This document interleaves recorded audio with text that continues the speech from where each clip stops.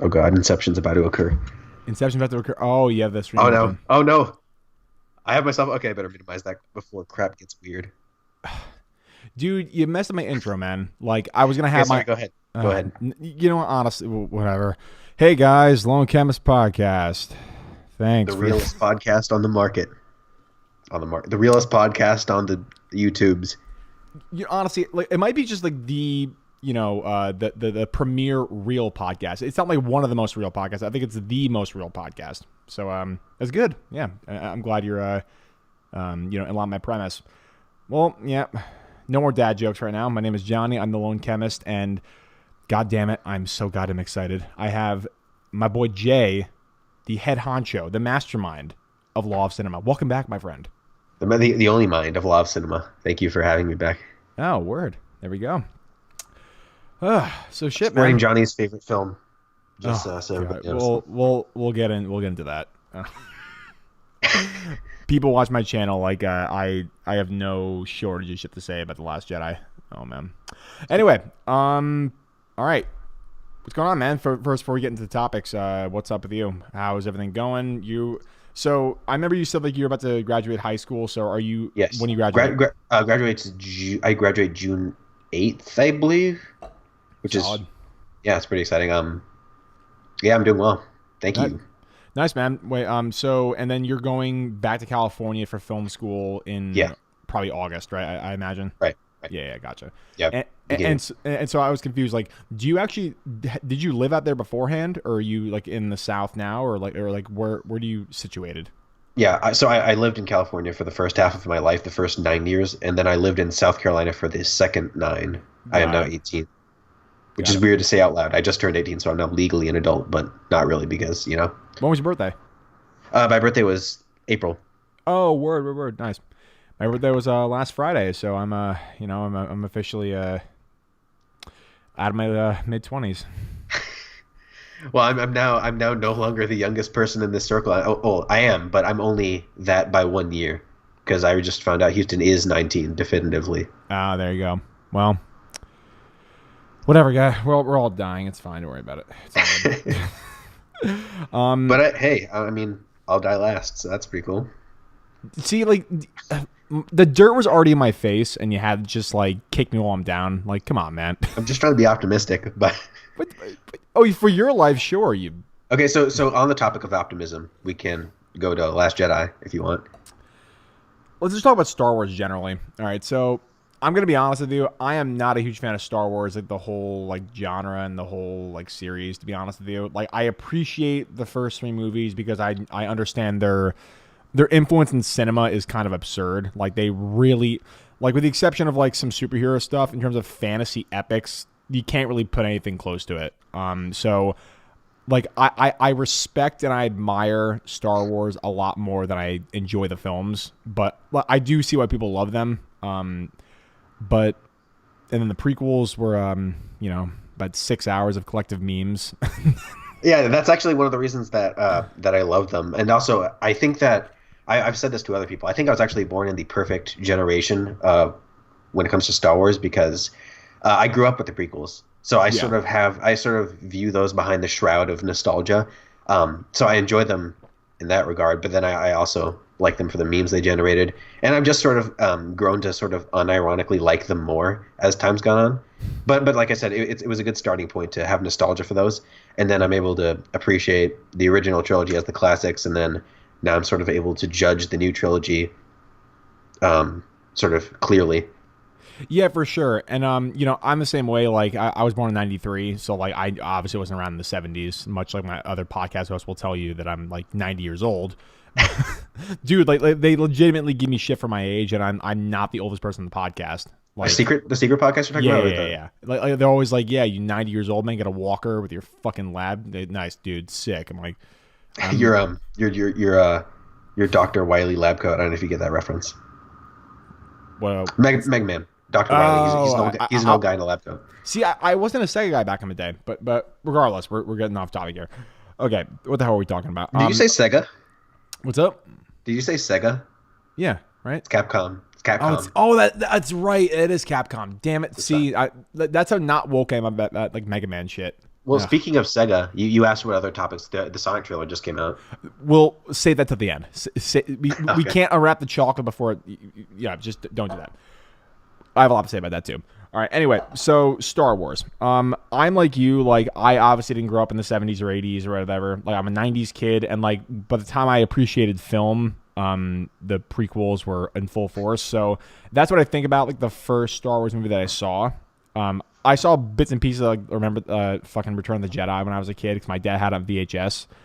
But oh, man, Can we at least acknowledge that? Do you at least agree that the prequel soundtracks are the best of the saga? oh, absolutely.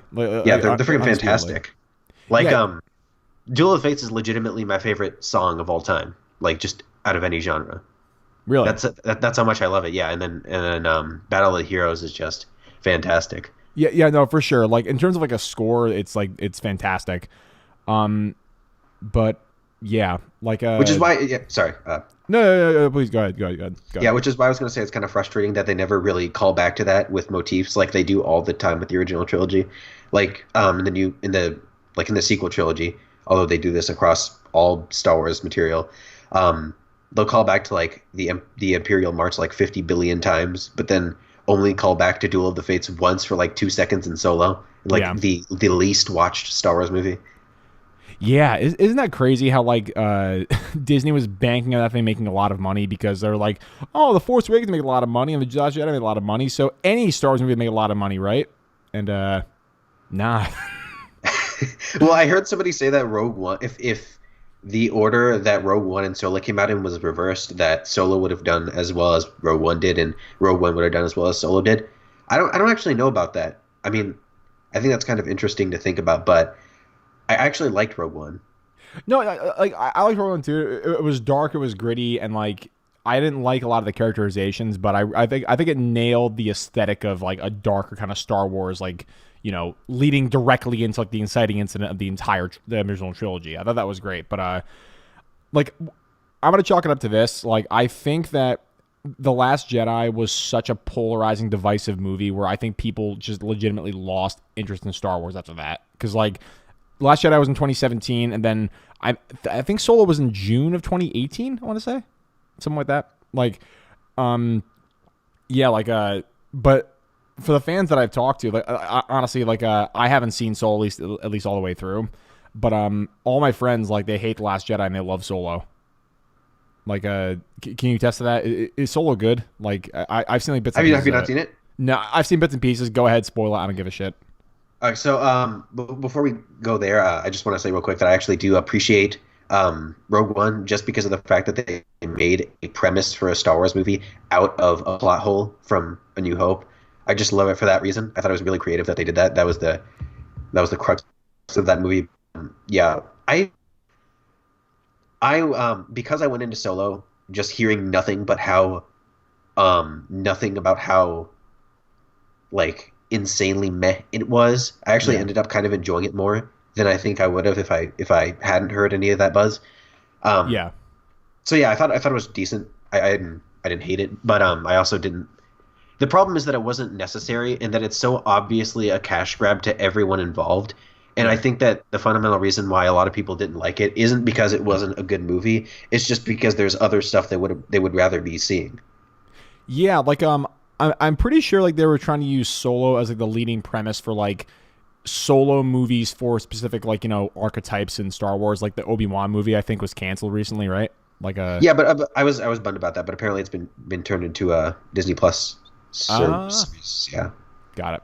if that happens, I'll die happy being only subscribed to Disney Plus. Just for that. Yeah, I'll subscribe twice if that's possible. Twice. All right, so let's get into this. So I I have a really weird sentiment on the new movies, like the Force Awakens, obviously, and the Last Jedi, and then Rise of Skywalker.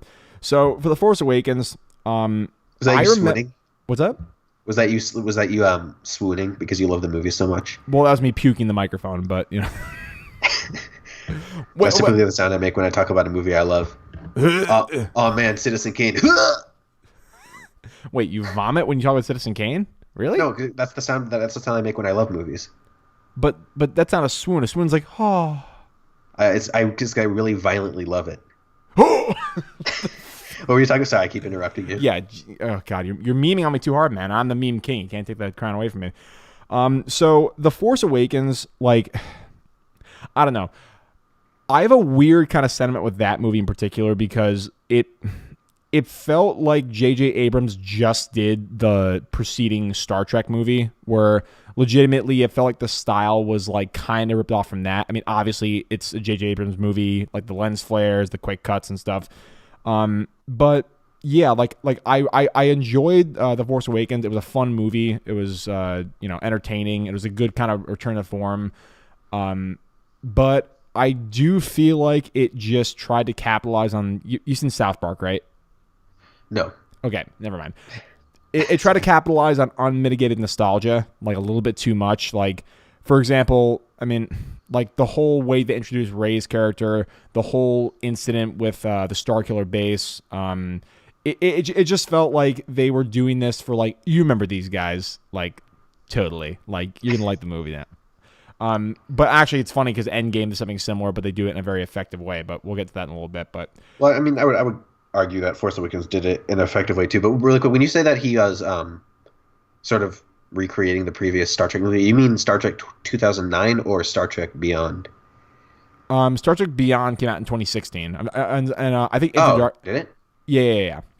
But like you know what I mean? We're like J.J. Abrams' style like was kind of, how do I put this? Like Into Darkness came out in 2010, right? Or 2010 or 2011, something like that. But basically, like the style. I'm not saying it was like copied verbatim for Star Wars, but it did seem like it was just kind of much of the same, at least in my eyes. I'm not saying it was not visually appealing or anything like that. I love J.J. Abrams, little visual quirks that he does.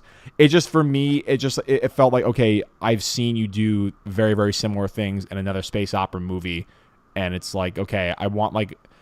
They were building this as like the rebirth of the Star Wars franchise, and it just kind of felt contrived, if it makes any sense. Isn't that kind of what you want though? Like if a director is coming into a franchise, you would hope that they would leave their mark on it, because like presumably that's, if there's a director that you like coming into a franchise and you're excited about it because what you've seen from him that you think he's going to bring to it. And then I really like J.J. Abrams, not least because he's me from the future. Both our names are J.J. I need you to leave the podcast. Okay. But no, I see what you're saying. Where like, obviously you want to buy into like a premise or like an aesthetic that a director has, for sure. I mean, that's why I love every Tarantino movie that's ever been made. Like, they all have kind of the same kind of ethos going. But like, the problem is, like, okay, let's take Damien Chazelle, for example. Damien Chazelle did, two very, very, not similar, but like kind of in the same realm of like, the ambitious artist that's like trying to like, starve himself with creativity. And then he did First Man, where, I mean, you think it's kind of a weird premise for him to engage in, but because of his kind of directorial flair he has, you can tell that it's a movie by Damien Chazelle.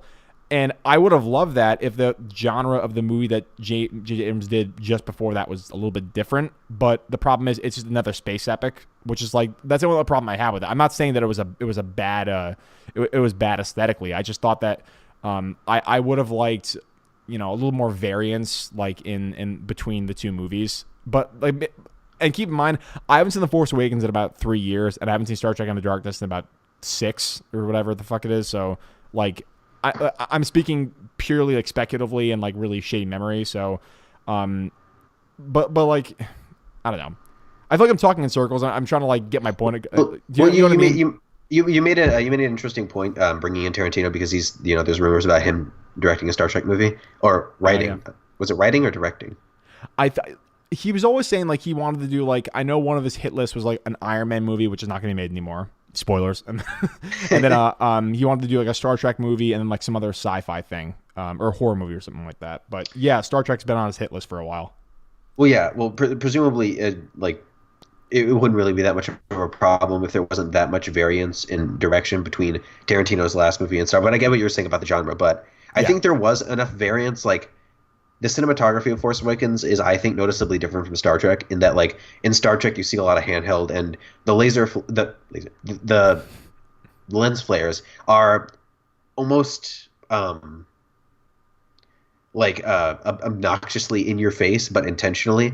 Yeah. I think that was toned back a lot in Star Wars, just because it's For not sure, yeah, no, known for it's that. more subtle for sure, and like, and you can, yeah, and also you have to think about it like that. It's like he's trying to hit.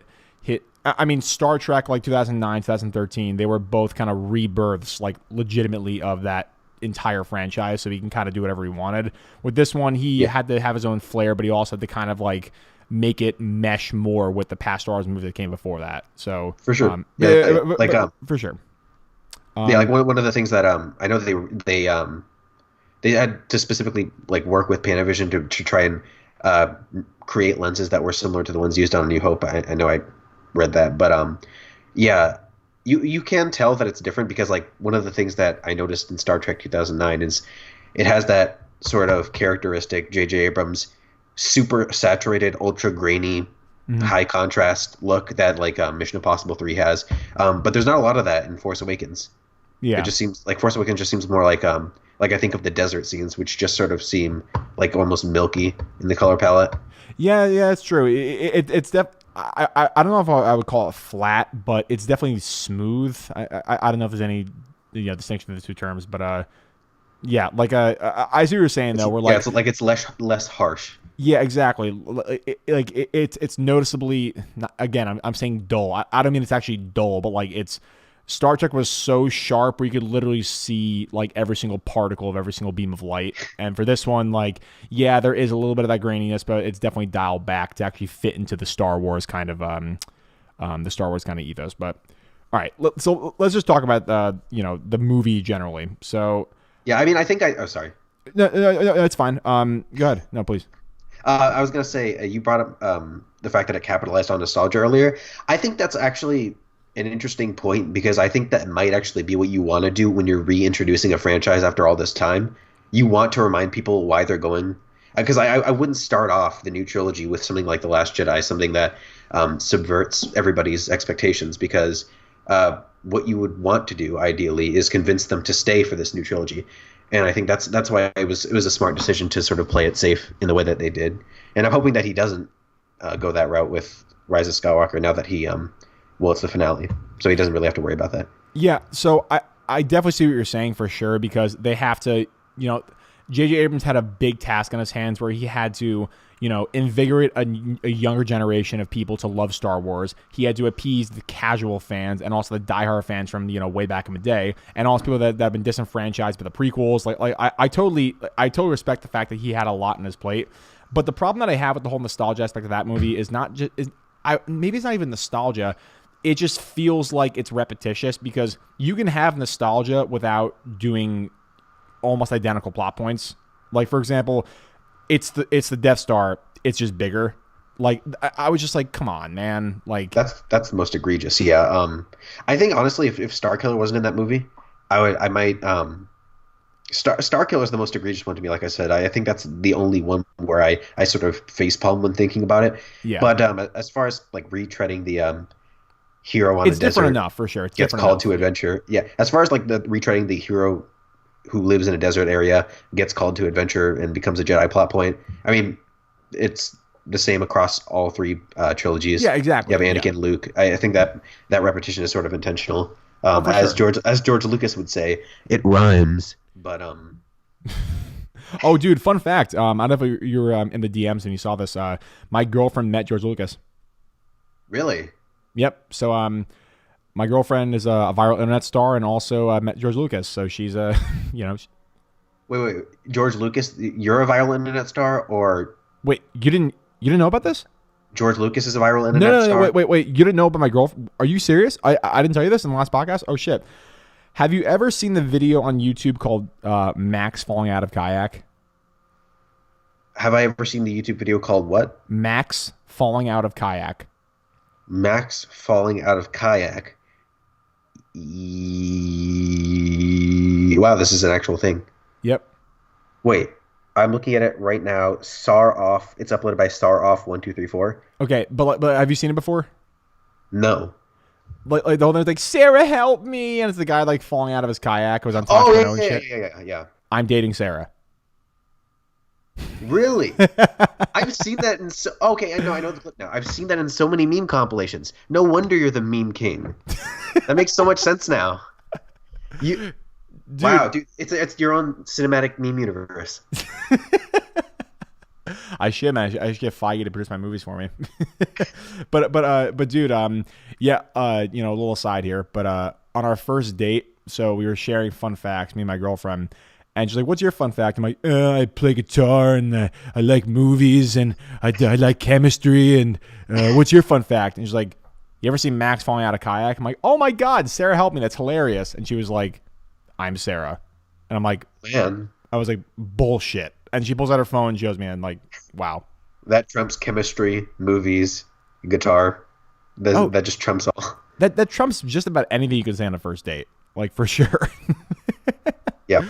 Anything that falls under those three categories, even if it's I cured cancer, I directed The Force Awakens, and I am insert famous guitar player. Yeah, if you're known for being in a meme, I'd be much more excited to meet you, Oh, honestly. absolutely, especially in like the internet memeing culture we're in right now, for sure. Okay, this has been a huge tangent. Anyway, long story short, my girlfriend's probably watching. Love you, babe. I plug your video. Anyway, Hi, Sarah. Don't necessarily help us. anyway, okay, so what the fuck are we talking about before this fucking? We were talking about how much you love The Last Jedi. No, we're not there yet. No, we're not there yet. Okay. Okay, we got.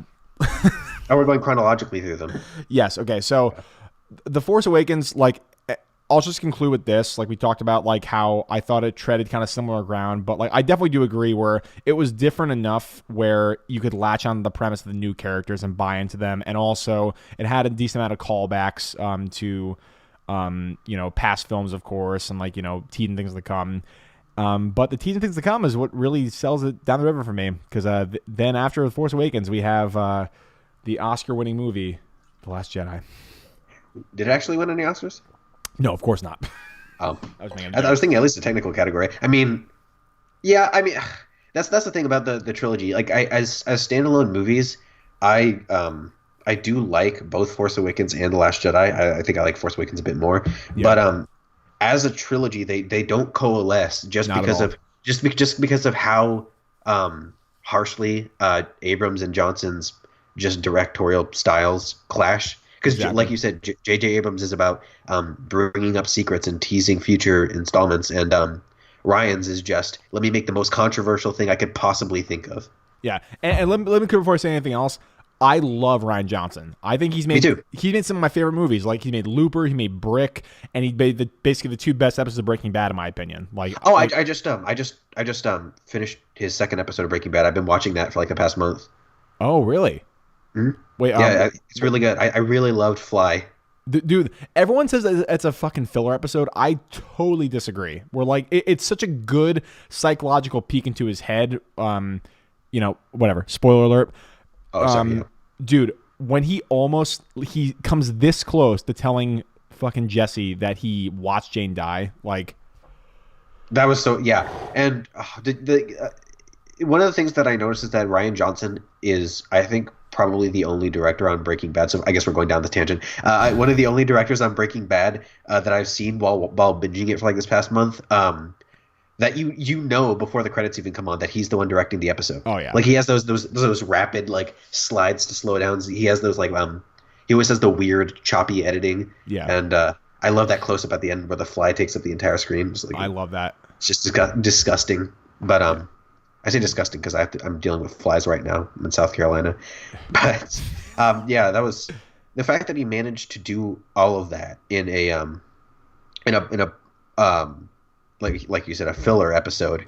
It's pretty amazing since like the only set in that episode is the lab, but he Yeah, still manages to he like you said, he creates so much suspense because you actually do think for a moment that he's gonna freaking spill. yeah. God, and as I'm saying, like Ryan Johnson is an absurdly talented filmmaker. Like he really is. Like he made time travel with a really, really like silly premise completely palatable. Like I love Looper. I have a lot of problems with the physics or the logic of that movie's time travel, but I still love it. Well, exactly, dude. Like I'm a professional scientist. Like it's like there are clear flaws in the movie for sure, but I just love the ambitious premise and the fact that it actually had a couple of emotional climaxes in that movie that actually made sense. Like not the time travel, but the actual emotional arcs. Yeah, God. But okay. Long story short, I love Ryan Johnson. God damn it, do I hate The Last Jedi so goddamn much. Well, I think what a lot of people I think is the Star Wars fandom is way more mainstream than like the Looper fandom. Yeah. People have to realize that his self-professed goal of directing is to make the most controversial movie possible, like I said. And he definitely did that. Like he legitimately split the fandom down the middle. So for better or worse, he accomplished what he wanted to do. The question is then just whether you liked it. But I think that's an interesting philosophy of filmmaking, that the more you get people talking, the more you succeeded. Yeah, that's true. And maybe I would alter that like slightly.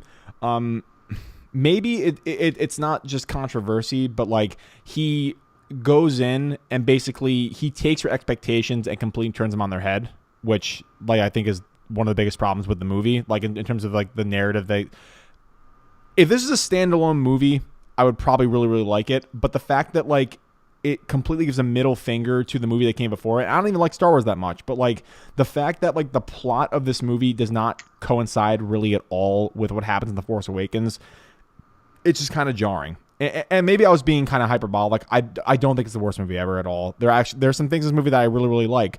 The throne room lightsaber sequence is one of the best scenes in Star Wars, hands down. Yeah, just visually, I think in general it's beautiful, absolutely beautiful. I have a different problem with that scene, which we'll get to in a little bit, but you don't like the color red? Well, okay, sure. but the next one, dude. Next thing I loved the light speed sequence. I have a different problem with that, but the sheer like beauty of that one moment, it looked like a graphic novel almost. Like it was it completely like desaturates and it's almost like black and white. Like the sheer sublime beauty of that one moment is actually kind of jaw dropping, to be honest with you. Yeah, you know what I don't. Sorry, go ahead. But just before we move on to another point, one of the things that I don't get is, obviously, if you implement something that's never been done before in a franchise like Star Wars, whether it's a new force power or whatever, people will inevitably say, well, now people are just going to abuse the crap out of this. Like now everybody's just going to be ramming Star Destroyers through things. It's like, or why didn't anybody do this before? It's like that's what he's addressing by having the Star Destroyer, by having the Sorry, I'm drawing a blank. What's the name of the ship? I don't fuck. By having the ship light speed, like slice through another ship, he is addressing the criticism that nobody's ever done that obvious solution before in a Star Wars movie. Exactly. So you can't respond to that by saying, "Why didn't anybody do this before?" Yeah, it's, and that speaks to a different point where it's like the fanboy culture is so desperate for. If it deviates at all from any kind of rule that's set up in an earlier film, they freak the fuck out. And it's like some of the force powers in this movie, like they freak out about, like Luke's meditation when he basically sends his consciousness like to the other planet and stuff. Sure, it's not in the other movies and stuff, but like this is one thing where I empathize with them. You can't really, I don't know. You can't fault the guy for trying to expand on a fantasy mythology that doesn't make much sense to begin with. Like I wonder how enraged those people are about the fact that Luke used force pull in Empire Strikes Back when that wasn't an established force power. Yeah, in New Hope. It's freaking disrespectful piece of crap, George Lucas. Honestly, and like he like sticks his hand out and the lightsaber goes right into his hand. They never did that. Like he held the lightsaber and he did things. Like no, it breaks the fuck you. Like there are new force powers added to the lore every second. You just have to look outside the movies at like the billion novels. Yeah, it's insane. Yeah, exactly. And like again, this is the thing. Like it, and actually on my Thanos video, people were saying this shit. So like people try to cite real world physics in a space opera. Like This is a series where you hear sound in space in episode 3. you see explosions. There's no air in space. Fire can't happen. Like, like legitimately, like they're gonna fucking pickle this guy for Pickle. like honestly, I was trying to say nitpick, and then like I don't know. So it wasn't even an intentional insult. To be honest, dude, I'm 26, man. I'm growing old in my old age. It's fine. Well, they are definitely pickling Ryan Johnson. Eat my fucking ass, Jay. Anyway, like the thing is, like, you can't operate with real world premises in such a fantastical, ludicrous world. Like, we said the thing with Star Wars, like, sound and space and explosions and people, and like the fact that they're using logic to justify a religion where basically everyone can tap into a psychokinetic force all around them, like the fact that you're trying to actually make that logically consistent, like it is ludicrous. Like it's so stupid. And with my Thanos video in Infinity War, like, so one of my points is basically that Thanos is flawed, which he's too callous to be benevolent in the sense that he wants to double all the resources. He wants to eliminate everything because he's flawed. And it's like, well, actually, the first law of thermodynamics, you can't create energy. I'm like, bro, it's the Infinity Gauntlet. Like it's 6 magical glowy rocks that all control reality. Yes. Like, what do you think the Reality Stone does? Abides by physics? No, it's the Reality Stone. It's infuriating. Like, and like, granted, like, okay, I'm a scientist, so like I'll be honest. There are some things that like piss me off. Like, for example, and God, I'm so hypocritical here. With The Last Jedi, the first scene with the dreadnoughts. So like, how like Rose's sister is in space and basically drops the bombs on the how they just fall straight down. Yeah. Yeah. Is that? Yeah, I noticed that too.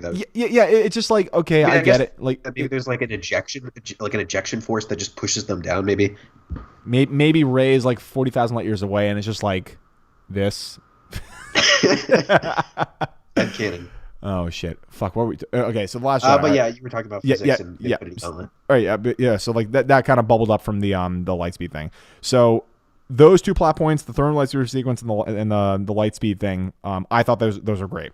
And, unlike many people, I actually did appreciate some parts of Luke's character. I know that Mark Hamill hates that fucking role. Like, he talks shit about it any chance he gets.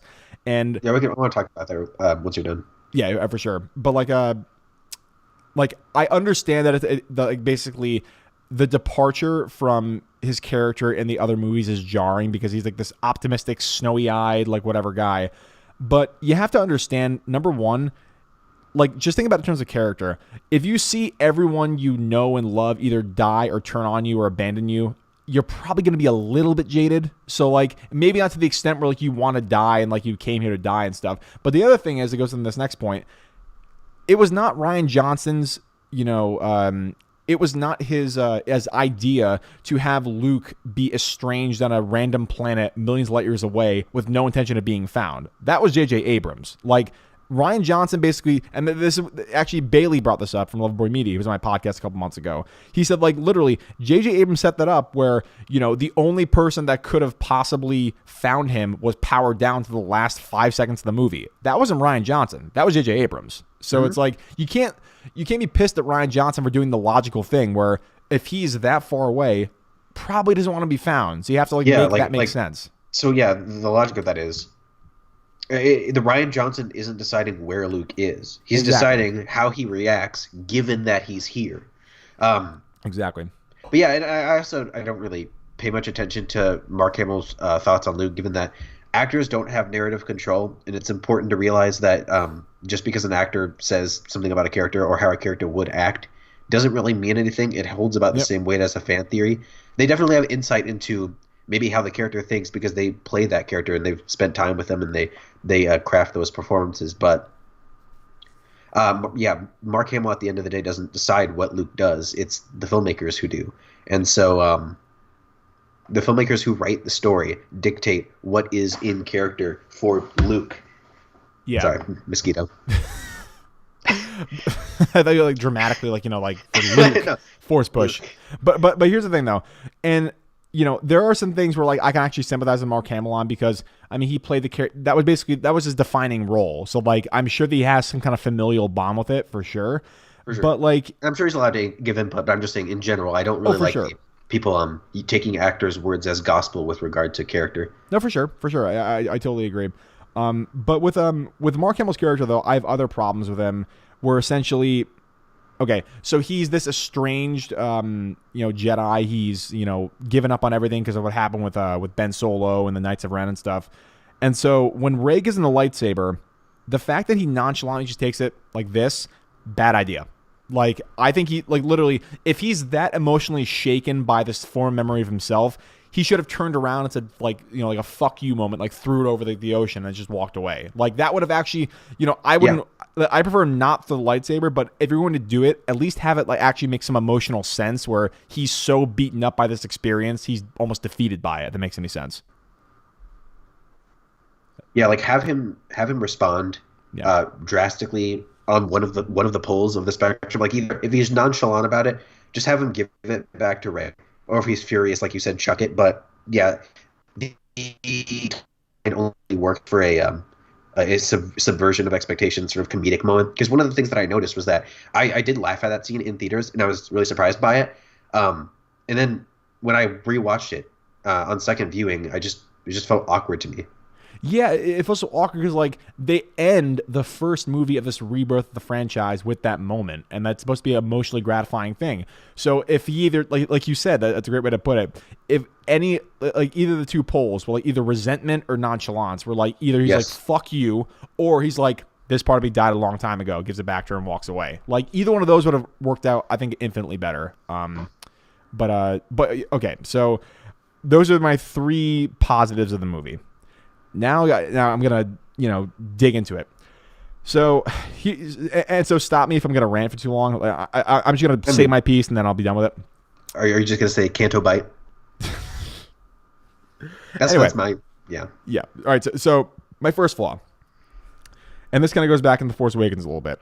In The Force Awakens, the Star Killer base is basically alluded to be the new Death Star, right? And like, if you look at the original movies, the Death Star has precedence over all three of those movies. And like, when they destroy one of those things, you feel the weight and the emotional significance of that thing being destroyed.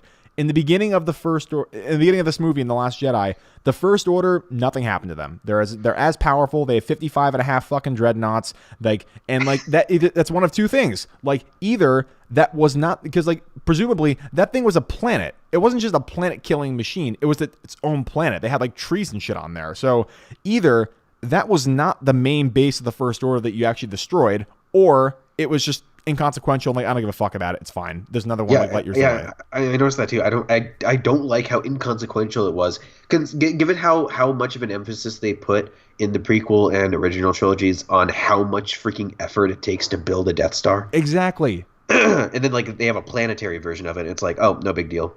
Yeah, and like honestly, like if they had even one scene where it's like fucking like 36 months have passed before that thing was destroyed, like but we're more powerful than ever. That would have been a cheap way to do it, but at least they would have actually referenced the whole plot point of the first movie. And like I just think that like it doesn't make a lot of sense for that whole plot point to be just General Hux screaming into a microphone about Poe Dameron saying his mom's in the line or some shit. Yeah, they should have been more noticeably shaken. Exactly. Next one. Fuck. Okay. I did not like Rose's character at all because basically, like, the only emotional premises they give her are A, she was enslaved on her former planet, which goes on the whole Canto Bite thing. So she was on her former planet, and they literally have 2 lines of dialogue to motivate the fact that she's like shaken by her experiences, and 2, they just reference the fact that her sister died. Like I don't see how that character is so. I don't see how she's a linchpin for the story because basically, like, she has a couple offhanded lines and then she's a main player in the trilogy. I really don't understand. Yeah, I think she was given too big a role. I actually did like the scene where it shows the two of their necklaces. I thought that was pretty powerful. But No, for sure. But other like, than that, yeah. but Um, I wanted more of that though. I wanted like an yeah, actual leading emotional premise instead of like, yes, of course, I agree, emotionally gratifying moment, but I like you need more to have a person just like subsume a new role that's like a main character in this trilogy, in my opinion. But well, granted, we don't really know how much of a main character that's is true. going to That's be true. moving forward. But yeah, I think again, it's one of the cases of telling not showing, where she just like grabs Finn by the shoulders, like, "Let me explain to you why exactly I'm motivated to do this thing." Yeah. All right, now let's move on. Yeah, exactly. And I agree, not being exposition heavy, but like you have to do it in a way where it's actually clever and it makes sense for sure. My next thing, Carrie Also, Fisher. sorry. Go ahead, go ahead, go ahead. Yeah, I think you can get through yours, and then I'll tell you some of mine. Okay, I think I have like 2 or 3 more after this. Okay. So, Carrie Fisher. Carrie Fisher is dead in real life. The Yes. entire theme of this movie is let the past die. Let old things die, start anew, let everything burn and crash and start anew in the rubble, right? She is dead in real life. So what what? Like she is a character that dies and she resurrects herself on the ship because like, she has force powers apparently, which I mean whatever, I'll get past that. It was kind of cringy, but whatever. But like the whole theme of the movie, let the past die. You have a character that was presumably probably supposed to die because basically from that point on, I mean, think about it. The finality of that movie, like Luke is dead.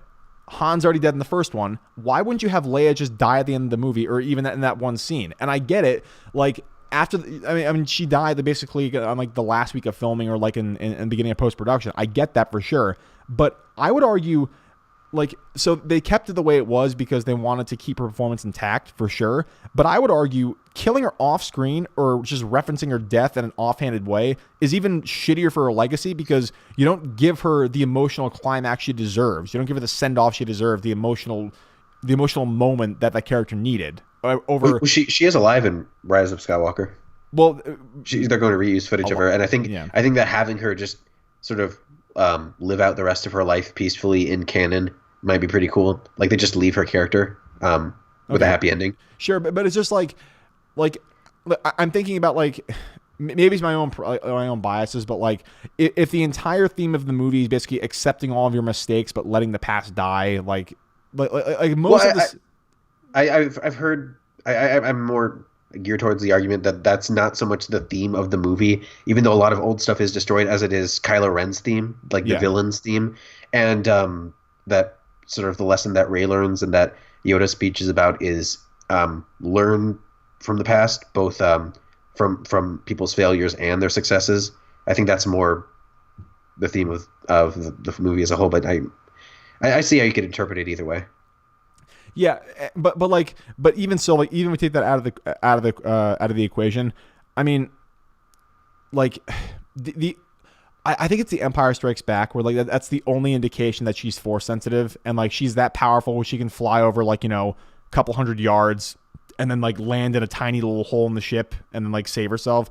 I thought it was just kind of ludicrous. I'm not going to make the whole like logic argument there. I just thought it was kind of shoehorned in to have her just like have force powers out of nowhere. But yeah, just like I think that would have been emotionally gratifying where, the 3 main players of the movie are gone and basically like, these new characters have to, and also this, like, and this kind of goes in another complaint. The whole thing with Holdo and Poe, like I can't, like, I hate that so much because like that 90 minutes of that movie could have been cut out by those 2 characters talking over coffee. Like, and it's like, have you seen the video that one guy made about how to fix that whole arc, where he basically suggests like the spy the spy story, which is basically that the Codebreaker, that there's a spy on board and they have no idea who it is, and so that's why she's acting so reserved towards Finn. I think that would have been so easy to do. Yeah, I think that would have fixed that that entire arc.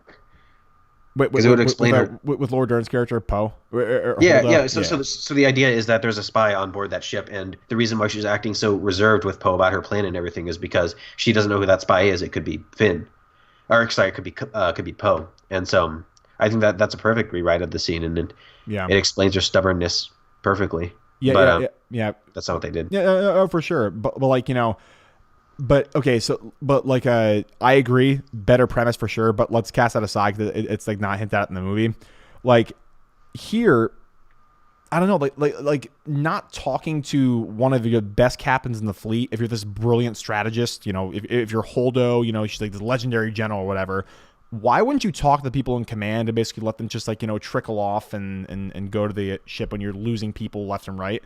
And but the thing is, with Leia's arc, juxtaposed with that, used Leia's death as a rallying cry for, oh shit, we have to, we have to put us out of differences. We have to, make sure that we, get out of this alive, and we have to actually communicate with each other. Like if they used Leia's death for that kind of end, I honestly would have really liked, that whole scene. Even if the Force thing happened, like if Leia ended up dying, that would have given a much easier premise to penetrate into Holdo and Poe's arcs. I mean, I get what you're saying for sure. Like there are a couple easy rewrites you could have done for that, but like it just, I don't know, it really didn't sit well with me. Like I tried to rationalize it, but I literally couldn't. What would you think if Laura Dern's character was just replaced by Akbar and he was given a big role? I think that would have been cool. I like Akbar, his fish face.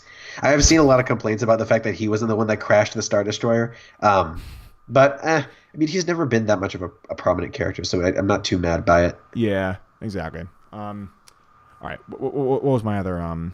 Yeah, your final. Yeah. My final one is the character arc of Kylo Ren. So basically, at the like I said, Kylo Ren is he's a strange character because in the first movie he kills his father, and basically it seems like he's irredeemable. And basically in the beginning of this movie, like I get it, he emotionally pauses, but basically it's not like you shot your father like from a distance. He literally stabbed his father 2 inches away from his face. And like, it just seems at that point he's irredeemable.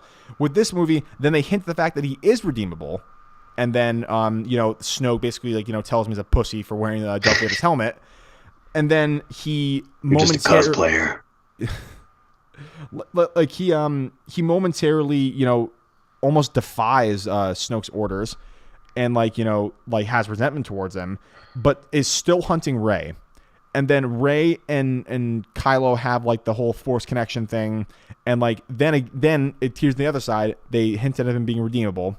Then Kylo captures Rey and then brings him to Snoke, and then Kylo uses a really, really predictable trick to kill basically the most powerful Sith who's ever lived, who can like use the Force over millions of miles, like, and can't sense the lightsaber next to him is moving. Like, I actually really like that, the fact that he was turning both simultaneously, and that's it was clever. But I mean, the dialogue, strike your true enemy down. Yeah, it was kind of cheesy. But as far as Kylo Ren's character, like, I do kind of like the idea that, I mean, this is sort of headcanoning a bit, but I do kind of like the idea that the reason why Han died is because he knew what he was doing. And that when he responded to Kylo saying, "Will you help me?" He knew what he was asking, and that the reason why he sort of volunteered to let Kylo kill him is because he knew that that would expose that Kylo really isn't all that committed to the dark side, and that he still does feel remorse. I think that's again another big theme for his character in this movie is that wait, can you say it again? Wait, I don't understand. Wait. So you're saying that Han like willingly let Kylo kill him? No, like when he asks, "Will you help me?" I know what I have to do, but I don't know if I have the strength to do it. And he's like, "Yeah." Well, I think maybe you could infer that he knew what he was talking about, and maybe that again that's more of a headcanon, but I do like the theme of Kylo Ren's character in this movie, that he isn't convincing anybody, much less himself, that he's fully committed to the dark side. No matter what he does, he still feels resentment, and so I do like that struggle. Yeah, sure, but like my problem is with that is like I don't know what it like if you redeem him, what does that mean though? Because like he's already killed his father, he has a chance to kill his mom and he doesn't, and then he offers basically to leave the First Order and go with Rey and let the past die and everything like that. And at the end of the movie, he gives the middle finger and takes over the First Order. Yeah, I didn't. I truly don't know what it means to be Kylo Ren. If he dies, what does that mean? If he lives, what does that mean? If he comes back to the Force and basically becomes a Jedi, like, what does that mean? It is a bit muddled in that they're being really vague about whether or not he does feel remorse. Yeah.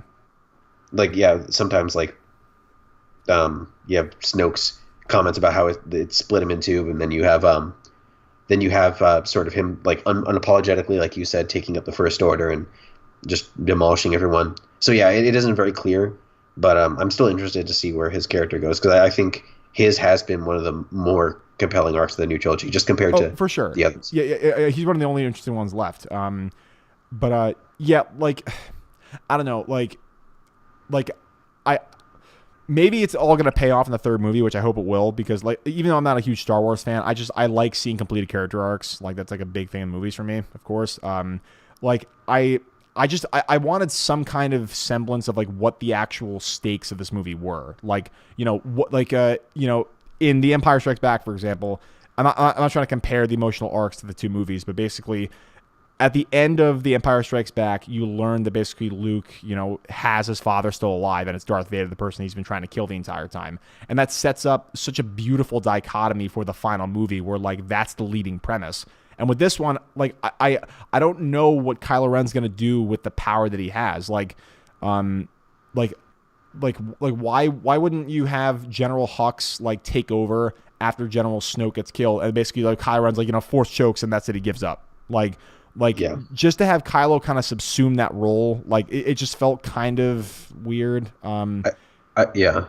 I also just don't. I don't really find it all that convincing that Rey's motivated to turn him. Like, Yeah. I don't get why she's so invested in bringing him to the light after she just saw him murder a friend of hers. Like, Yeah. other than just like, I saw the script. He's going to turn to the light. Like, it doesn't. I don't get her motivation there. Yeah, And for sure. especially like it doesn't. Especially with it like retreading episode 6. Yeah, exactly. Just less well done, I think. Yeah, for sure. Do you about the character, now that we're on the character of Rey? What do you think about her being a Mary Sue? Yeah. Do you buy into that criticism? I mean, I don't know. It's weird because, okay, I think I would be more okay with her being she's not really a Mary Sue, but like she does have a pretty golden yellow brick road like in front of her as a character. If they had her actually have a payoff of their actual lineage instead of her parents being nobody, I probably would have been completely okay with anything they did, because, I mean, realistically, everybody in these Star Wars movies is somewhat related to each other. Like, or at least like, these main characters. Like, unless the whole premise is anybody can use the Force and anybody can be special, for sure. But then, like, why would you have such a tease about her actual, her lineage if it means nothing? Like, Yeah. Plus, throughout the entire saga of Star Wars, lineage and prophecy and being destined for greatness have always been huge themes. Exactly. It's never been about anybody can be Captain America, for example. Like that's kind of thematically out of left field for Star Wars. So I don't really understand that criticism. Yeah, it's like Into the Spider-Verse. Like, anybody can be Spider-Man, which, by the way, I love Into the Spider-Verse. But yeah, it's just like... But it's not. Yeah, it's not anyone can be the chosen one. Exactly. In Star Wars. But yeah, so... And let me collect my thoughts before, like, we conclude this with Last Jedi. Like, it's not like I hate the movie. Like, I was being hyperbolic to be funny. There are some things that I really, really enjoyed, like we said. But, like, as more time has kind of passed, I've just realized that, like, I didn't really feel that fulfilled by watching the movie. I think I've watched it maybe 5 or 6 times, I want to say. Yeah, it really didn't sell me on the emotional premises of the movie. I'm not saying it's a bad movie. It's very well crafted. Rian Johnson, even though, there are some things that I don't agree with in the script, it's a very well crafted, well directed movie. I just, there's narratively, I just had a lot of problems with it, is really the kind of long and short of it. I will say it's far from the worst Star Wars movie, and it's interesting enough to generate this much conversation. Exactly. And Rian Johnson's kind of the type of filmmaker where he makes me want to go outside and record something, just because of how unique he is. Yeah, for sure. And then edit together really weirdly. But yeah, how long have we been talking about Star Wars? This has turned into a Star Wars episode pretty quickly. Yeah, dude, it was like 55 minutes or some shit. Wow. All right, but anyway, quickly on The Rise of Skywalker. Not a big fan of the name. The trailer slapped. That trailer looks fucking awesome. Like, yeah. But I will say, we don't have to talk about the entire thing, because we have to get on the Endgame. So we're not talking for like 65 hours. But the laugh at the end, Palpatine. Yeah. What the hell do you think is going to happen with that? Do you think it's going to call back to the last movie, or do you think it's actually going to be featured in the movie? So everybody's pretty much taking it for granted that he's coming back, which is interesting, because that's not even the impression that I got when I first watched the trailer. I watched it live on the stream. I was just thinking, okay, maybe they're playing it because they just looked at the Death Star. Yeah. But yeah, apparently he is coming back, since Ian McDiarmid was on stage smiling. Oh God. Like, hmm. Yeah, like I mean, it's interesting because like I mean, I'm kind of apprehensive because like bringing characters back just to bring them back doesn't serve that much of a purpose. But like if they have an actual reason for doing that, that'd be actually pretty cool. Well, George Lucas apparently in his outline of the original 9 films had it concluding with a big fight against Palpatine, and apparently they did bring George in to consult with this movie. Apparently he did Really? have some input. Yeah, that's what I've heard. I mean, I can't really cite my sources on that one, but if that's true, I mean, I wouldn't be opposed to that. I think it's pretty great that if he could come back to close out what he started. Yeah, for sure. Um, yeah, actually, I didn't know about that. The whole like that 9 movie arc for Palpatine. Mhm. And like that's a criticism that I hear all the time about the prequels, where like Palpatine should really be more of a focus in those movies. Like or Darth Vader, obviously, like one of the most iconic moments of all time. But like in terms of like the whole political ethos they're trying to put in that movie, Palpatine really should be on more display, in my opinion, because like he's the one who's struggling and trying to move the chessboard of the the entire galaxy into his favor. And I just feel like they really should have like not the whole. What's the Darth whatever story he tells Anakin and Plagueis. not You ever from hear a the Jedi. tragedy of Darth Plagueis the Wise? Not from a Jedi. The, But yeah, but like I really think that Palpatine should have been on display in the prequels, and if they use him effectively here, I'll be pretty happy with it. I mean, again, not a huge fan of Star Wars, but if they do that cleverly, I'll be 2 thumbs up for sure. Yeah, do you think yeah, we can move on, but really quick. Do you think that with JJ's style of filmmaking that we'll get any additional info on Snoke even though he's gone, especially since he seemed to be setting that up so heavily? Uh, that's a good question. I don't know. I really don't know. I think it'd be foolish for them to pull a Star Killer 2.0 and just not reference it at all. Like I think they have to actually maybe they show the fact that the First Terror is in shambles briefly in the beginning of the movie because like they don't have a supreme leader. They don't have the supreme godlike character leading them, and maybe like an emotional arc as Kylo Ren basically subsuming that the massive responsibility that role entails. But like I don't know if they will actually. Yeah, I don't know if they will reference it, but I think they absolutely should because I mean they set that thing up like in the first movie and it just I was didn't gonna pay say, off. I think the movie should open with Do you ever hear the tragedy of Darth Snoke the Wise? Oh, that's what you're doing. You were trying to meme. Oh, sorry. yeah. I was getting closer and closer. I delayed your meme. Sorry about that. But yeah, Right. they should reference him. Okay, Hey, you know who else is wise? The Russo brothers, and they're directing. okay. Let's Endgame. All right. So I've seen Endgame 3 times. How many times have you seen it? Twice. I should be supporting it more because Avatar's looking really smug up there. Yeah, for sure. I mean, but I will say, the fact that James Cameron like literally like he acknowledged him and said like you sunk my battleship. I really like that. I really like that he gave one of those director to director notes that have Yeah. sort of become popular. Exactly. All right, so let's talk about Endgame. I really enjoyed it. Full disclosure, I like Infinity more than Endgame, not because like it's any better or worse of a movie, because the plot and the execution of Infinity War is so airtight and is so like legitimately. Let's talk about this. Pacing's I- amazing.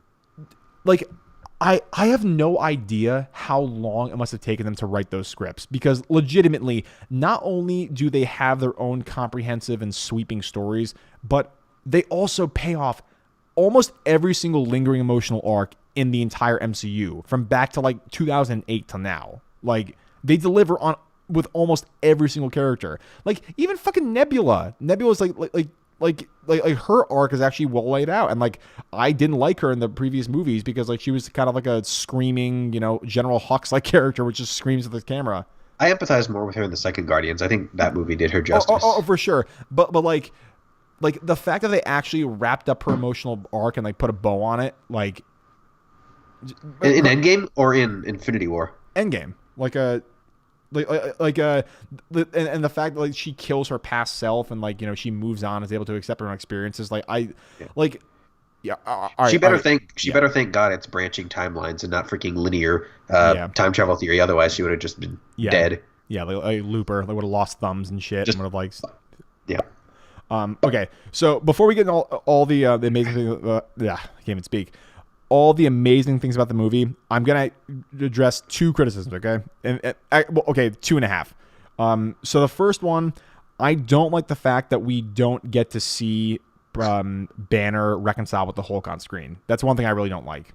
Yeah, Alex mentioned that earlier too. Yeah, yeah, for sure. But the thing is, like, and also he was like, um, what was it? He's like, 19 months in a gamma lab, and I finally did this to myself. I did it, but I don't think that's really that emotionally effective, because if he just strong armed the Hulk into like subsuming the physical role, like what kind of reconciliation do you actually have with the Hulk? And so like, and again, I brought this up, I think, the last podcast. Terrible movie, X-Men Apocalypse. You seen that movie, right? No, it was too terrible. Oh, it's really bad. Anyway, so like the final battle is basically they fight within someone's mind, because like Apocalypse is like a telepath, and basically him and Professor X like go into like someone's mind, and like it's like memories of Professor X, and they're fighting in them and stuff.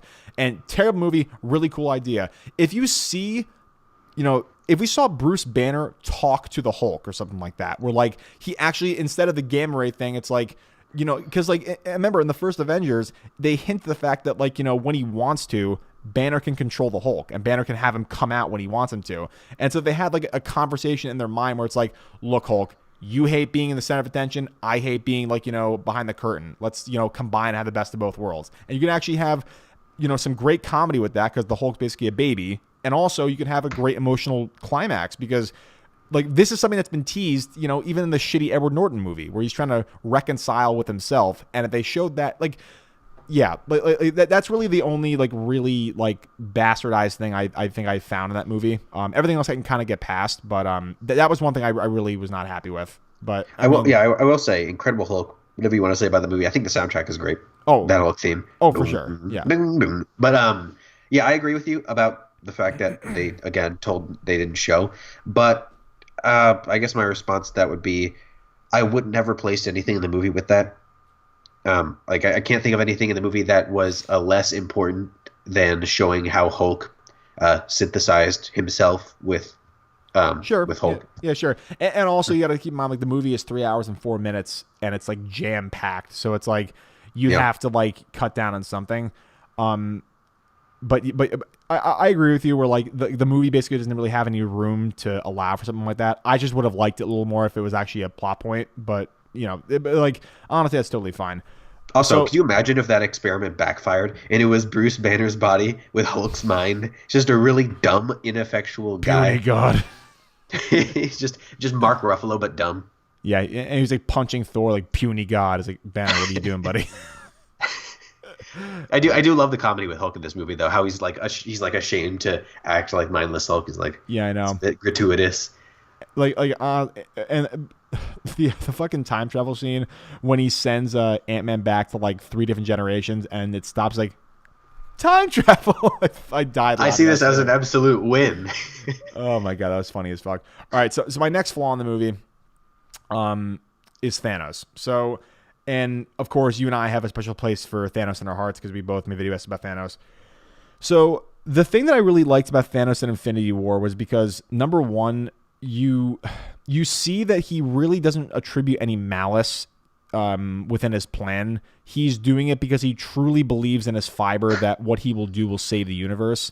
And so obviously it's a different situation, because with Nebula serving as the kind of the expositional / information giver in his arc of the movie, basically the most powerful weapon that he has in the movie is, future events and information. So he knows everything that happens. So I love that, though, by the way. It's such a smart mechanism to bring him back. Like, it's not him, but it's him from the past who knows what's going to happen to him. So it's effectively the same character. I do love that. Exactly. And then it plays in the far where he's inevitable. Like, it's like no matter what you do, you're always. I love how he smugly acts, because he knows what his future self has done to the Avengers. So I love how he smugly sort of taunts them about it. Like, where that bring you back to me, even though he didn't experience that.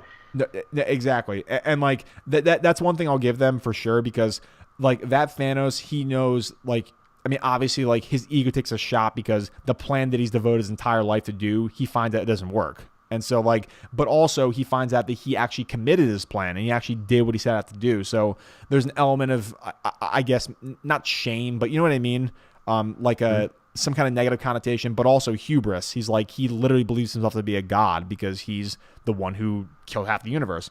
But so, and then, like, and I think it's very clever, the fact that Thanos, he didn't anticipate the fact that people would have, you know, trouble with remembering, because basically no matter how fast resources are being, like, you know, drained up, and no matter how fast population's going out of control, if you have people there to, you know, romantically or fondly remember the people that were there before, you are never, ever, ever, ever going to actually move on. And it's like Captain America says in the beginning of the movie, we have to create our own purpose, because honestly, Thanos should have killed all of us if we can't move on. And of course, in the next scene, you realize they can't. Like, I love that line, by the way. How I love how eerie it is that he, like, refers to Thanos as this ubiquitous presence that everyone's aware of. Like, Exactly. he says it like he's talking about, like, God. Like, Thanos should have killed all of us.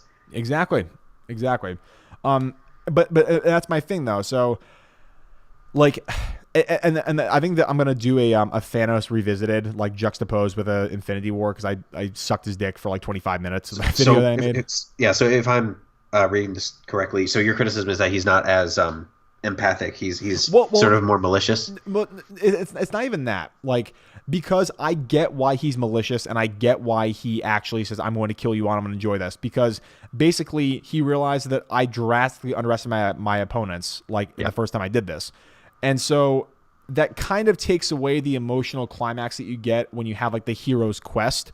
But, like, it like, and I'm not saying it doesn't make any sense. It makes perfect logical sense. It just didn't emotionally impact me as much as Infinity War Thanos did. But, like, and that, I'll probably do that for my premise of my video or something, where it's like logically it is iron fucking clad, and he's, like, legitimately, like, there's not a misstep with this character because it all makes sense in the arc. It just was not as emotionally impactful for me, which is, like, I think that's more because it's not his movie. Exactly. Which Infinity War was his movie. Exactly. The other point too, where it's like, you know, you had a 2 hour and 45-minute movie, and I think he was in the movie for, you know, I think it was like 46 minutes. Someone, like, tabulated the shit. And with this one, obviously, you have to pay off every other person in the Avengers arc in this movie, and you have 3 hours to do it. Like, I get it. But, like, there is one thing I think that I could actually motivate this shift from the past, from the future Thanos to the past Thanos.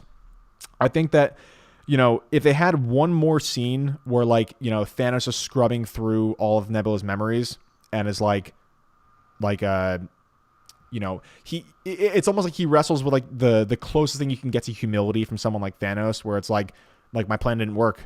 Like, you know, if they showed kind of more of his inner monologue when, like, he realized, you know, oh shit, I kill half the universe, it didn't work. Like, the plan that I devoted my entire life to didn't work. What's the next logical step? Like, if they showed the progression of that a little bit more, like, I think that would have been 10 times better. But again, not as emotionally impactful, but, like, I mean, it's really, really logically written, and it really works out well in my opinion. But yeah, it's all to say about Thanos for sure. What I didn't really like is that past Thanos didn't really have any reaction to future Thanos apologizing effectively to Nebula for how he treated her. That's another thing too, yeah. But then that's these are all really, really minor nitpicks and something that I absolutely loved. Yeah, for sure. But so do you want to move on to the positive stuff now? Well, half of the negative one. Okay. Fat Thor. Oh, okay. I commend them for sticking with it through the entire thing. Me too, because I thought it was going to be like a cheap thing where it's like he has the axe and he's back to his Jack self and he gets, like, Stormbreaker back. The thing, like, when I first saw it, I was like, okay, it's funny, but, like, it's going to get kind of old. Like, why are they doing this? This is, like, shoehorned in. The second time I saw it, like, I realized that, like, this actually makes perfect sense in his character arc, because he's reeling from the fact that I was the only one who could have stopped Thanos. I'm legitimately a god, and I was this close to stopping this terrible thing, and I couldn't do it. So, like, when you're an Asgardian, you're an Eternal, you have perfect memory, you have to drink. Like, you can't live with yourself when you have that much guilt. And the fact that he actually, like, lets himself go like that makes sense in his character arc. So I was saying a half thing because the first time I saw it, you know, I was like, okay, whatever. Second time I saw it, I thought it was actually really, really smart for them to do that. Yeah, so I really like it because one of the things that I had sort of innumerable conversations about with my friends is what Thor's breaking point would be, because up to Infinity War he had endured so much that it was Yeah. insane that he was still sane. Yeah. Like yeah, I remember asking all of my friends what they thought it would take to break him, since he literally lost again. It's literally his line. What more could I lose? Yeah. And then we finally see it in Endgame. So that's what happens when he breaks He and he loses a recovers. six-pack. Yeah, and he replaces one six pack with another. with a keg, actually. Yeah, I love how you can still tell though that he's still buff underneath. Like he Exactly. still has like the silhouette of like. Yeah. Exactly. Like, but it's just like it's legitimately just a classic beer belly. It's like it is literally all in front of him, like he's pregnant or some shit. Yeah, I love it. All right, but positives. Everything else in the movie is fucking phenomenal. Like, Yeah. like first of all, like I love the haunting opening scene with Hawkeye's family being dusted. Like quiet and just desolate, and like, and you got to keep in mind he's the only Avenger that doesn't know what the fuck's going on, and so like. Yeah. You fill in so many blanks like when that fucking credits start rolling. From the first frame, from the moment that his daughter pulled that bow back, and you couldn't even see who it was, but the moment I saw I'm a like, oh, bow shit. being pulled back on a farm, my heart dropped because I already knew it was going to happen, Yeah. and it was done so well. Like in the way how it just cuts to black with a thunder sound, and then the Yeah. juxtaposed with that with the song that plays when Iron Man and Nebula are, which I love too. I love the Yeah, fact yeah, that me too. they gave them time together, downtime. I love Nebula's handshake. She was like, didn't know how to fuck. Like she treated it so seriously. Oh shit. All right. Oh, fuck. What else is there? I loved the argument when first of all the emaciated look they gave Iron Man at the beginning of the movie when they were arguing. Crazy. That looked so good. Like he looked like Yeah, I know. sickly. He looked Unreal. like it's funny because I don't think that CG was in the first trailer. I might be mistaken, but he didn't look as anemic as he did in No, the movie. not at all. Not at all. Yeah, and so that was really interesting. And I love how he sort of freaks out at Cap for them not being together, even though it's primarily Tony's fault that they're not together. But I just love that you still feel the consequences of their relationship from Civil War this long after. Yeah, exactly. Like, and this is something that I think Bailey said this in his original review on Breaking Banter. Like, it's a movie that legitimately adds and expands upon every single fucking Marvel movie that's come before it. Like, in that one scene, they basically wrapped up the emotional arc of Civil War with a bow and gave it to you. Like, And Age of Ultron when he Age of Ultron, recites his together line, which I love. Yeah, I love how this movie makes every other movie relevant, and it's not even really a movie. It's the final chapter of a super long book, and it's more of an event than anything, which is why I give it a pass for being self-congratulatory and all that stuff. Like I don't care.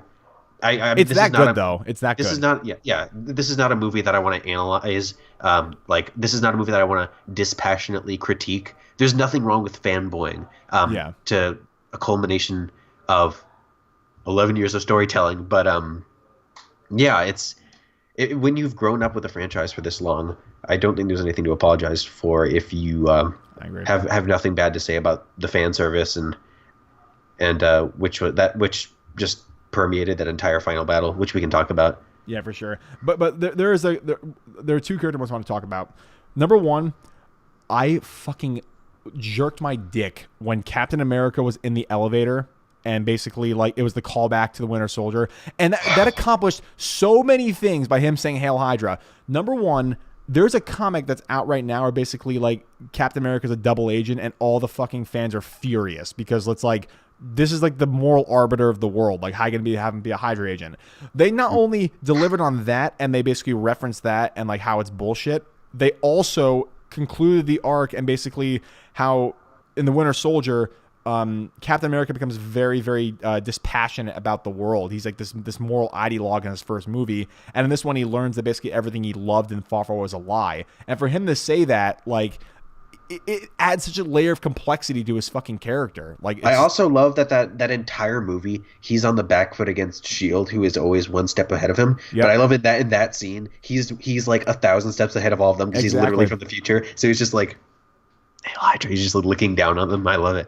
I lost my shit with that part.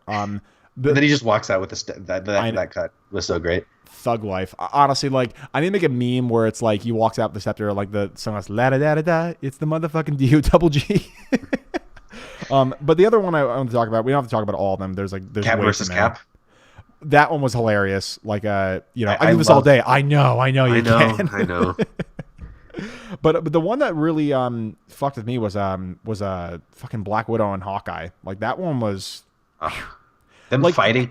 The way that juxtaposes to the original sacrifice scene where it's Thanos throwing Gamora who's fighting him off of a cliff, and then juxtapose that with two characters fighting to be the one who dies. Exactly.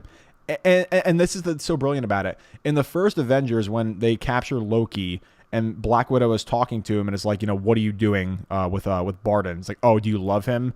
Black Widow is like, no, love is for children, but I owe him a debt. And basically, not only in that movie do you see the debt repaid because basically Hawkeye spared Black Widow's life back in Budapest, but also you learn that these two characters actually platonically or romantically or whatever actually love each other. And I don't think it was. I mean, I think you. I don't know if it ever.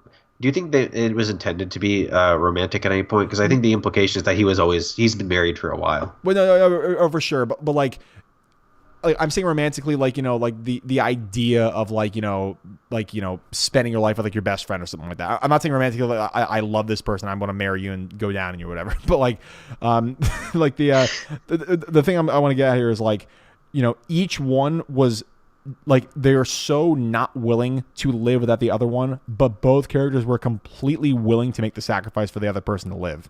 Like, and that was just such an awesome moment. And like, goddamn, like fuck. I love how they continually fake it out. You keep thinking that one of the characters is going to come out on top, and then the other character gets the upper hand. Yeah. It was so. Yeah.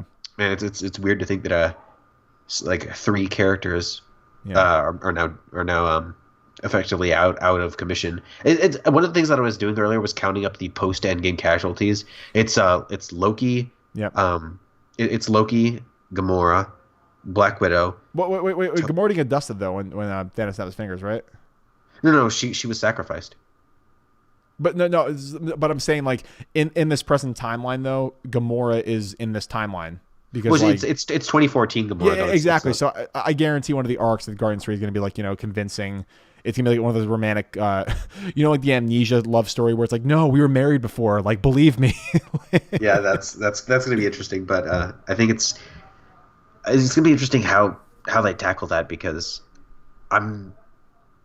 we kind of already saw that story in Guardians 1 with them sort of. Yeah, exactly. With them sort of like the unlikely love story of them. Exactly. Yeah. It just sucks because like fuck, like Quill has lost literally everybody he has ever loved. He's literally lost them, and so like, yeah, like I guess from a selfish point of view, I want to see him like get back with Gamora, but I agree it would be kind of redundant for his character for sure. But yeah, any other character thing you want to talk about for Endgame? I mean, I love the characterizations of the post defeat characters. Like, I love the fact that the not just seeing them immediately after Infinity War, but the time skip, which helps us. It just exaggerates how each of these characters react to defeat. Like, we see how Tony has moved on. We see how Banner has dedicated his time to solving a problem. We see how Thor is just broken, and we see how Cap, which I love most of all, is just Cap. He's the one character who's remained constant while everybody else experienced a change, and that's because he is that hopeful ideologue. But like the thing is like I don't know if it's even hope in that case because like he attends a support group and like the thing that was really interesting is like I don't know if he's going to support group to support other people or because he's going because he actually needs help himself. Like it's like that's a thing where it's like because in the beginning of the movie. Which, first of all, the marketing for that movie was fucking genius. Like, they teased the first 9 minutes of the movie as the entire film, which is crazy. But, like, when Cap says to Black Widow, I don't know what I'm going to do if this doesn't work. Like, I have no idea what I'm going to do with my life. And, and then, like, the fact that, like, Cap, like, he's not as defeated as Black Widow. Obviously, he's still, like, the stoic and powerful captain. But, like, it's the first time you actually see him actually admit that he's been defeated by his own experiences, which I think is like really impactful because, like you said, moral ideologue, but like even he reels from this terrible fucking thing that happened to them. If that makes any sense. Yeah. I also really like the music. I think Alan Silvestri outdid himself with this one. Leitmotifs, though.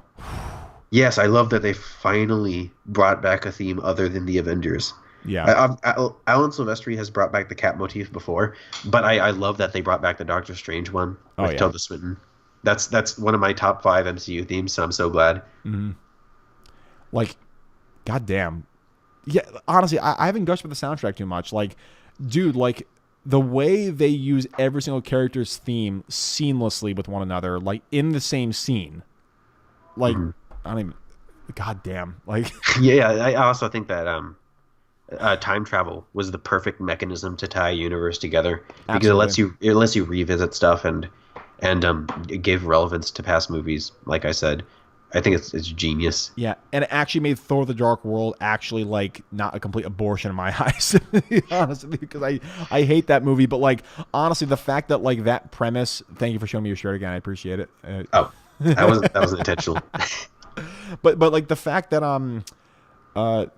like the fact that they used that premise to give Thor the emotional rival that he needs for the movie, I thought was just like beautiful. And the fact that like his mom is like one of the one of I think 3 people in the movie to say it's going to be okay, and like that's a very very important theme in the movie because like it happens with Black Widow, Freya, and then finally Pepper at the end of the movie.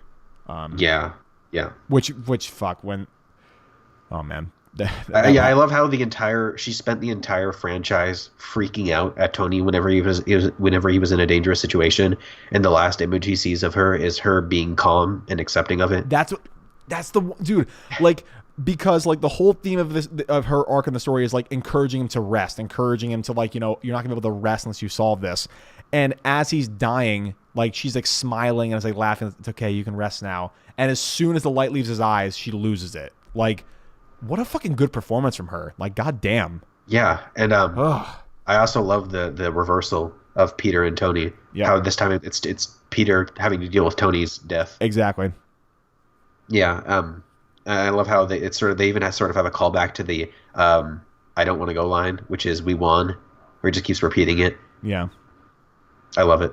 Me too.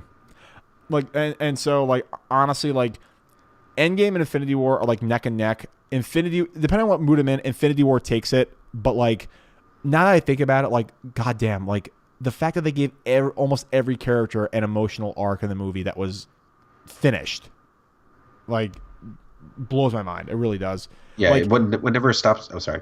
No, I wasn't saying anything. I was like, that's crazy. Yeah, go ahead. What never ceases to blow my mind is how well the Russos adapted to ensemble stories. Like, how did they go from freaking Community to Winter Soldier to Endgame?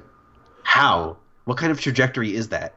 Yeah, like, exactly. But like, I guess it makes sense because like in ensemble TV, like you have to like make sure every character is relevant in the story. But like the fact that they are able to do that from like sitcoms and shit, like the fact that they're able to weave 22 movies together seamlessly, like.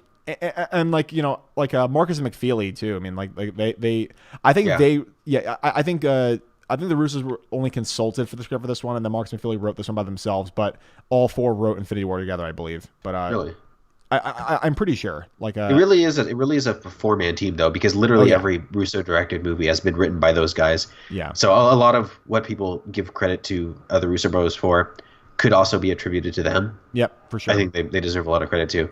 Oh, for sure. Because like you don't really see like this whole like. I mean, sometimes you do, I guess, but like this symbiotic of a relationship between writers and directors, and also and honestly, like a lot of the stories they're adapting and putting in their own movie weren't made by them. They weren't directed by them, and the fact that they still capitalize on the best parts of all of them. Yeah, like when you listen to them on the commentary and how well they interact and how seamlessly they all think like as a collective mind, it's pretty interesting. Yeah, it's absurd. It really is. I'll probably see it 1 or 2 more times. To be honest with you, I want to go on IMAX, like because I mean, You just got to do it in IMAX. Yeah. Houston made a really good point in his recent video about Endgame where he just said that the Russo brothers' style is that they do everything really well. Oh shit! I never left in this video. Yeah. People chirp them for like not having style. I disagree, man. Like style doesn't have to be an obvious stylistic quirk. Yeah, exactly. And so, and the whole thing they always talk about in the BTS and the B-roll and stuff, they literally say visual storytelling every other word, because like they want to make sure first everything is as ironclad as possible on the script, and basically they basically just tell like a book on the screen. And like you need to be really talented and need to be able to direct your actors really well and need to be able to envision this entire thing before you even step foot in the set. It's very disingenuous to say they have no style. I think it's really stupid. Like, yeah, agreed. Yeah, it's like fucking ironclad. God damn. But yeah, man, fuck. Like that movie shook me really badly. Yeah, I'm still recovering. I know, honestly. Do you think it's gonna be an Avatar? I think so. Really? Because like, dude, like this is an emotional payoff that literally has everyone watching like 25 movies in a row to get to this movie. Avatar, the only reason why it made so much money is because it was the first movie to really double down on 3D and the whole like, experience of going to a 3D movie, and like everyone went like, they saw it in 2D. Like this would be amazing when you're seeing it in 3D. Also an extended opening, right? Oh yeah, exactly. Yeah. But if there ever was a movie that deserved to beat it, I think this is it. And this is infinitely a better movie than Avatar is. Like honestly, yeah. Avatar is pretty mediocre. I'm legitimately surprised at how many people have told me that they fell asleep while watching Avatar. It's literally almost every person I've talked to, including myself. Like, I mean, I didn't fall asleep, and like the first time I saw it, I'm like, this is amazing. The second time I watched it, though, I'm like, this is literally Dances with Smurfs. Like it's fucking Dances with Wolves with blue people. That's the movie. It's the only original part of it is the amazing CGI, which for the time period was jaw dropping. But that's really the only appeal that it has at a certain point. The story kind of sucks, and I mean, I don't know. Props to Zoe Saldana for being in 3 of the top 5 highest grossing movies of all time. I was gonna say, like, she's killing it, man. Like, yeah, goddamn. She gets to stay on the boat. Or gets to hop from one boat to the other. Yeah, pun intended. She can survive in the iceberg as opposed to dying up the ship. Yep. All right. Anyway, we've been talking for like 90 minutes, man. So I don't want to take too much of your time. But anything else you want to bring up as last minute things before we wrap it up? I think that's it. All right. Wow, you're easy, man. Cool. I've never nothing to plug. Awesome, man. Yeah, no, this is awesome, and I definitely want to have you back on again sometime soon. We gotta find a good movie to do this with, like another long form thing. I mean, Endgame is rest in peace. But we'll find another movie to do this with. Is there anything like Marvel coming out? Like Spider-Man: Homecoming. Far From Home.